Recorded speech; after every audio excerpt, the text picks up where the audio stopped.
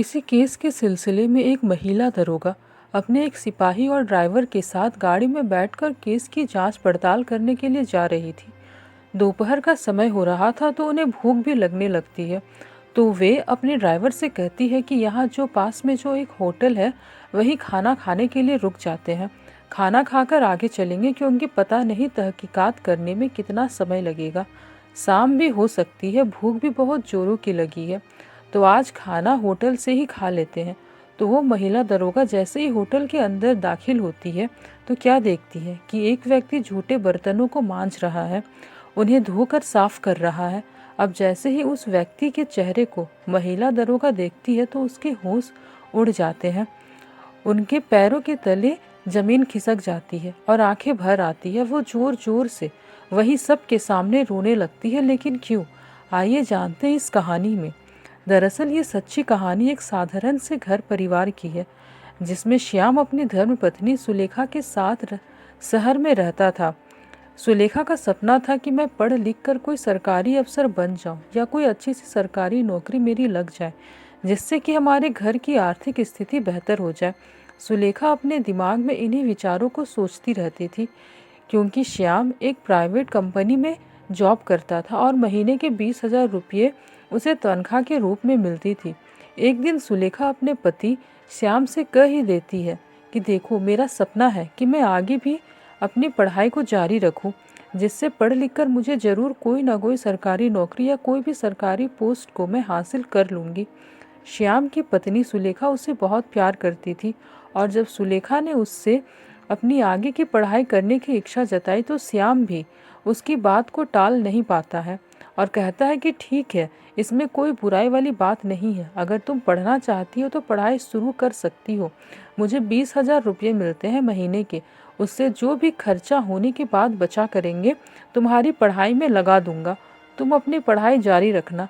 श्याम ने अपनी पत्नी को पढ़ाया लिखाया और सुलेखा भी पूरी मेहनत के साथ अपनी पढ़ाई करती।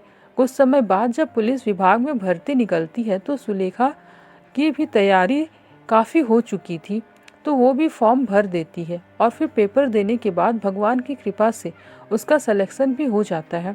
उसकी मेहनत और लगन आखिर रंग ले आती है। सुलेखा की दरोगा की पोस्ट पर उसकी नियुक्ति हो जाती है। सुलेखा की सफलता से श्याम और सुलेखा दोनों ही बहुत खुश थे। परिवार में खुशी का माहौल था। सुलेखा अब एक महिला दरोगा बन चुकी थी। उनकी खुशी का कोई ठिकाना ही नहीं रहता है। सुलेखा के दरोगा बनने की खबर सुनकर सब रिश्तेदार, दोस्त सब सुलेखा को बधाई देने के लिए उसके घर आने लगते हैं। हर कोई सुलेखा से कहता, मुबारक हो, आप तो एक दरोगा बन गई। जो मिलने के लिए आते हैं वे सुलेखा को ही बधाई देते हैं कि बधाई हो, आपको सरकारी नौकरी मिल गई है। श्याम के भी जितने दोस्त, रिश्तेदार, यहाँ तक कि पुलिस विभाग से भी बड़े बड़े अफसर उन्हें घर पर ही मुबारकबाद देने के लिए आते थे। तो श्याम से पूछते थे कि मैडम जी कहाँ हैं, तो श्याम बता देता था कि मैडम बाहर बैठक में बैठी हुई है। तो सभी लोग डायरेक्टली सुलेखा के पास जाते और इन्हें सल्यूट करते हुए बधाई देते।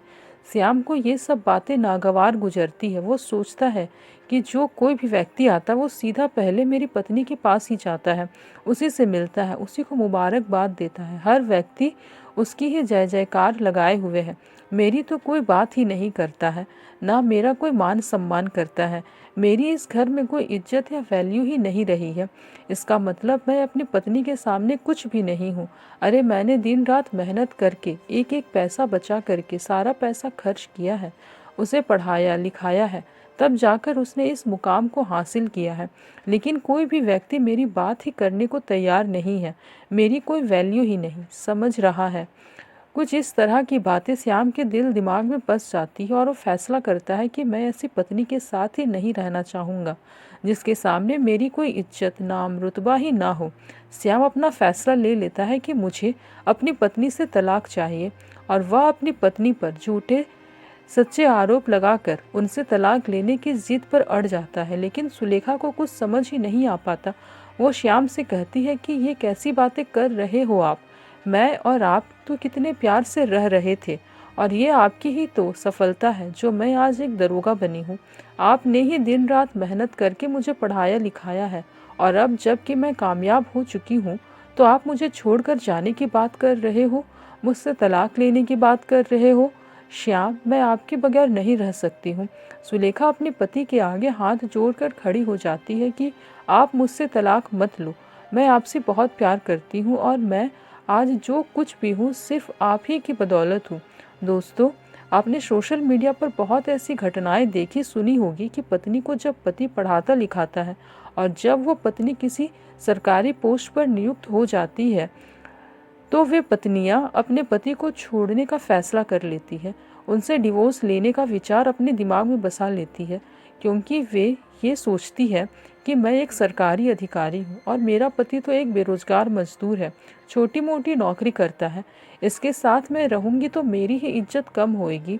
लेकिन सुलेखा के दिल दिमाग में इस तरह का कोई विचार नहीं आता है। वो गवर्नमेंट ऑफिसर बनने के बाद भी अपने पति के आगे हाथ जोड़कर प्रार्थना कर रही थी कि मुझे मत ठुकराइए, मुझे अपनी ज़िंदगी से बेदखल मत करिए, क्योंकि आपके बिना मेरा संसार ही अधूरा है। लेकिन श्याम के सर पर भूत सवार था। वो सुलेखा की कोई बात नहीं सुनता और अपनी पत्नी से डिवोर्स ले लेता है। अब सुलेखा अपने पति के छोड़कर चले जाने के बाद सदमे में पड़ जाती है और श्याम शहर को छोड़कर दूसरे शहर में एक कंपनी में फिर से जॉब करने लगता है। धीरे धीरे अब सुलेखा भी खुद को संभालती है और विचार करती है कि चलो कोई बात नहीं, मेरा पति मेरे साथ नहीं रहा तो क्या हुआ, लेकिन ये नौकरी तो मेरे पास ही है जो कि मेरे पति की बदौलत ही मुझे मिली है और मैं हमेशा इस नौकरी को ईमानदारी से करूँगी, हमेशा अपना फ़र्ज अदा करूँगी और इस नौकरी पर कभी किसी तरह से भी आँच नहीं आने दूँगी। इस तरह सुलेखा पूरी ईमानदारी के साथ ड्यूटी करने लगती है। 2 साल के बाद सुलेखा का ट्रांसफ़र होता है और संयोग से उसका ट्रांसफ़र उसी शहर में हो जाता है जहां श्याम जॉब करने के लिए आया हुआ था। तो सुलेखा एक दिन किसी केस के सिलसिले में अपने सिपाही ड्राइवर के साथ गाड़ी में बैठकर केस की जांच पड़ताल करने के लिए जा रही थी। दोपहर का समय था तो उन्हें भूख लगती है। वो अपने सिपाही ड्राइवर से कहती है कि यहाँ कहीं आसपास में कोई खाने का होटल होगा तो गाड़ी को रोक लेना, भूख लगी है, खाना खाकर ही आगे चलेंगे, क्योंकि पता नहीं तहकीकात करने में कितना समय लगेगा, शाम तक भी लौटना हो सकता है, कुछ कहा नहीं जा सकता, इसलिए पहले खाना खा लेते हैं। तो ड्राइवर थोड़ी आगे चलकर एक होटल के आगे गाड़ी को रोक देता है। सुलेखा होटल के अंदर आती है तो क्या देखती है कि उसका पति श्याम, जिसका उसके 2 साल पहले ही तलाक हो गया था, वो इसी होटल में झूठे बर्तनों को साफ कर रहा है, उन्हें धो रहा है। अपने तलाकशुदा पति को इस स्थिति में देख सुलेखा के होश उड़ जाते हैं, उसके पैरों तले जमीन खिसक जाती है और आंखों से आंसू बहने लगते हैं। अब जब श्याम अपनी पत्नी को देखता है तो मारे शर्म के अपनी गर्दन को नीचे कर लेता है और वहीं एक जगह बैठा रहता है। उसकी हिम्मत नहीं हो पाती कि वो वहाँ से खड़ा भी हो जाए। तो सुलेखा ही शाम के पास जाती है और उसके पास बैठकर रोते हुए अपने पति से कहती है कि जब आपने मुझसे तलाक लिया था तो आप एक प्राइवेट कंपनी में अच्छी खासी जॉब करते थे और 20,000 रुपये महीने का कमा रहे थे, और अब तो आप अकेले भी हो या आपने किसी और लड़की से दूसरी शादी कर ली है। तो श्याम भी जवाब देते हुए कहता है कि मैंने कोई शादी नहीं की। तो सुलेखा पूछती है तो ऐसी क्या मजबूरी आ गई थी जो कि तुम इस होटल में बर्तनों को साफ करने का काम करने के लिए मजबूर हो रहे हो, बताओ मुझे तुम्हारे साथ क्या समस्या। अपनी पत्नी के मुंह से ये बातें सुनकर श्याम की आंखें भी भर आती है, वो भी रोने लगता है और बताता है कि मैं जिस कंपनी में पहले जॉब किया करता था वो शहर ही मैंने छोड़ दिया था, क्योंकि उस शहर में मुझे तुम्हारी याद सताया करती थी। तुम्हारे साथ मैंने उस शहर में बहुत हसीन पल बिताए थे, तो मुझसे वहाँ रहा नहीं गया। मैं यहाँ दूसरे शहर चला आया, यहाँ भी एक कंपनी में जॉब मिल गई थी, लेकिन कुछ दिनों बाद मेरे पैर में चोट लग गई थी और जब मैं छुट्टियाँ लेकर कंपनी से बाद में नौकरी करने के लिए गया तो मुझे नौकरी पर ना रखा गया। मैं बहुत परेशान हो गया और लौटकर अपने रूम पर ही आ गया। कुछ दिनों रूम पर ही फ्री रहा तो जो कुछ भी पैसा कमाया हुआ था सभी पैसा मेरी दवाइयों में लग गया। लेकिन उसके बाद मैं दर दर भटकता रहा, कहीं कोई नौकरी ना मिल पाई। एक एक पैसे के लिए मैं मजबूर हो गया। पेट भर खाना खाने के लिए भी पैसा नहीं बचा था, तो मैंने सोचा कि जिंदा रहने के लिए खाना तो खाना ही पड़ेगा और मुझे मजबूरी में इस होटल पर आना पड़ा। यहाँ आया तो मैनेजर से बात हुई, उन्होंने बताया कि यहाँ तो सभी कामों पर लड़के लगे हुए हैं, कोई काम अभी ऐसा नहीं है जो तुम कर सकते हो। हाँ, लेकिन एक काम है, अगर तुम करना चाहो तो। यहाँ जूठे बर्तनों को साफ करने वाला कोई नहीं है। अगर तुम ये काम कर सकते हो तो मैं अभी से तुम्हें ये नौकरी दिला सकता हूँ। तो मैंने सोचा कि चलो फिलहाल बर्तन ही मांज लेते हैं, और तभी से मैं बर्तनों को साफ करके अपनी ज़िंदगी को गुजार रहा हूँ। और इतना कहकर वो फूट फूट कर रोने लगता है। तो सुलेखा उससे कहती है कि कितना समझाया था मैंने आपको कि प्लीज़ मुझसे तलाक मत लो, लेकिन आपने मेरी एक ना सुनी और तलाक लेकर ही माने। मगर मैं तुमसे दरोगा बनने से पहले भी इतना ही प्रेम करती थी जितना कि दरोगा बनने के बाद कर रही थी। तुमसे बिछड़ने के बाद मैं कई दिनों तक सदमे में पड़ रही थी, लेकिन आप एक बार भी मेरे पास लौट कर नहीं आए और ना आज तक मुझसे संपर्क करने की कोशिश की। खैर, जो हो गया सो हो गया, ये सब अब छोड़ो। लेकिन एक बात आज तक समझ में नहीं आई कि तुमने मुझसे तलाक लिया क्यों था। क्या गलती थी मेरी जो मुझे इतनी बड़ी सज़ा आपने दी है। तो श्याम बताता है कि जब तुम दरोगा बनी तो जो कोई भी तुमसे घर पर मिलने के लिए आता, तुम्हें बधाई देने के लिए आता, तो वो सिर्फ तुम्हें ही मान सम्मान देता था, तुम्हें ही मुबारकबाद देता था। मुझे कोई कुछ नहीं समझ रहा था। ये सब देखकर मुझे बहुत शर्मिंदगी महसूस हो रही थी। ये बात श्याम के मुंह से सुनकर सुलेखा कहती है कि आपने बहुत बड़ी गलती कर दी है।